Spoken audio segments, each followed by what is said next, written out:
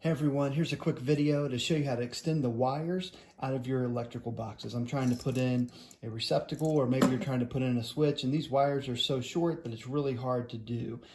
Code says that these wires need to extend at least 3 inches outside of the box.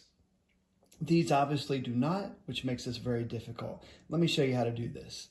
Now, before we connect anything to the wires, we're going to use our Klein Tools voltage detector, and we're just going to make sure here none of these wires have any current going through them. That's very important. Hit those breakers and then check them, make sure you're clear. All right, the first thing I'm gonna do is get some Romex. I'm gonna measure off 3 inches. See it about right there. Next, I'll simply take my wire cutters. Gonna cut right there on that line. Now I'll simply take a utility knife. Just cut right down the middle. And now I'll expose the 3 wires that I need right here.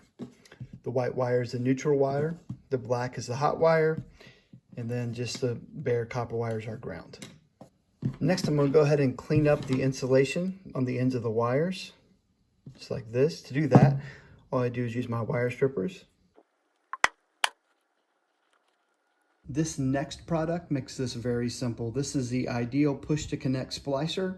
All I'm going to do is take this, has a hole right here at the end of it. I'm going to push it into each one of the wires, and then I'm going to take the other wires that we just cut and add them to it, just like this.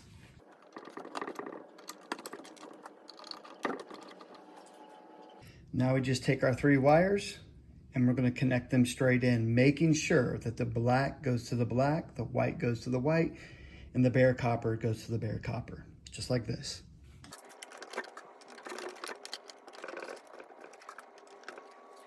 And there you have it. You've extended the wires. All you're going to do is add your receptacle, your switch to these, carefully push everything back into the box, and you're good to go. I hope you found this video helpful. If it was, go ahead and give us a thumbs up.